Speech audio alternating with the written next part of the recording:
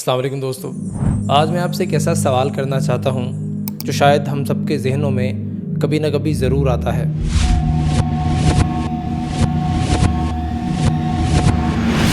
ہم اس دنیا میں آئے، ہمارے پاس بہترین کھانا ہے، پینے کو پانی ہے، رہنے کو چھت ہے اور ٹیکنالوجی کی شکل میں ہر آسائش موجود ہے، لیکن کیا انسان صرف ایک اعلیٰ درجے کا جانور ہے جس کا مقصد صرف پیٹ بھرنا اور سونا ہے؟ نہیں، انسان کی ایک ایسی ضرورت ہے جو روٹی، کپڑا اور مکان سے کہیں بڑی ہے، اور وہ ہے سچائی کی تلاش۔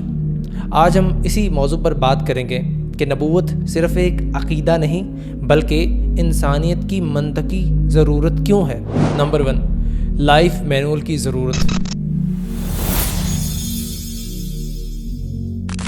جسمانی بقا بمقابلہ انسانی ارتقاء۔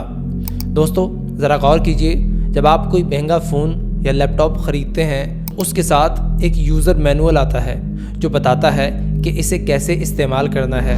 جس خدا نے آپ کی حیوانی زندگی کے لیے اتنا باریک بین انتظام کیا، آپ کے پیدا ہونے سے پہلے ماں کے سینے میں دودھ اتار دیا، پیاس کے لیے میٹھا پانی بنایا، سانس کے لیے آکسیجن دی، کیا وہ خدا آپ کی روح کو یوں ہی بھٹکتا چھوڑ دیتا؟ کھانا، پینا اور سونا ایک جانور کی بھی ضرورت ہے، لیکن میں کون ہوں، مجھے کیا کرنا ہے اور مرنے کے بعد کہاں جانا ہے؟ یہ وہ سوالات ہیں جو صرف ایک انسان کے ذہن میں پیدا ہوتے ہیں۔ اگر خدا ہماری جسمانی ضرورتوں کو پوری کر رہا ہے تو ناممکن ہے کہ اس نے ہماری سب سے بڑی ذہنی اور اخلاقی ضرورت یعنی ہدایت کا انتظام نہ کیا ہو۔ نبوت دراصل خدا کی طرف سے انسان کے لیے وہی لائف مینول ہے جو اسے جینے کا صحیح ڈھنگ سکھاتی ہے۔ دوسرا، عقل کا بحران اور نبوت کا کیمپس۔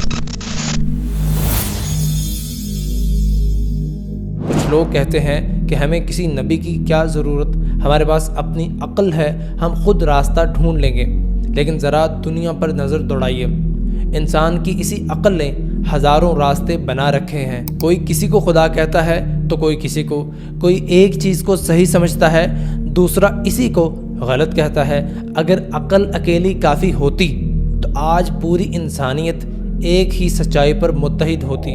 سچائی صرف ایک ہوتی ہے جبکہ گمراہیاں ہزاروں۔ جب آپ کسی گھنے جنگل میں راستہ بھول جائیں اور وہاں سینکڑوں پگڈنڈیاں بنی ہوں تو وہاں آپ کی سوچ کی نہیں بلکہ ایک ایسے راہبر کی ضرورت ہوتی ہے جو اس راستے سے واقف ہو، اور نبی وہی راہبر ہے جو عقل کی الجھنوں میں ہمیں سیدھا یعنی صراط مستقیم کا راستہ دکھاتا ہے۔ ہماری عقل ایک آنکھ کی طرح ہے، لیکن اسے دیکھنے کے لیے نبوت کی روشنی چاہیے ہوتی ہے۔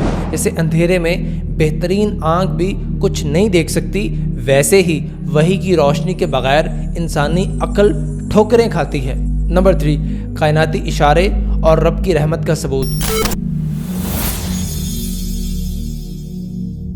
قرآن کہتا ہے کہ اللہ نے زمین میں پہاڑ اور آسمان میں تارے بنائے تاکہ تم راستہ پہچان سکو۔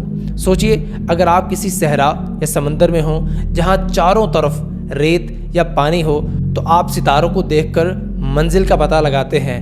اگر خدا نے آپ کے مادی سفر کے لیے آسمان پر تاروں کے چراغ روشن کیے ہیں تو وہ آپ کے اخلاقی اور روحانی سفر کے لیے ہدایت کے چراغ یعنی انبیاء علیہ السلام کو کیوں نہ بھیجتا؟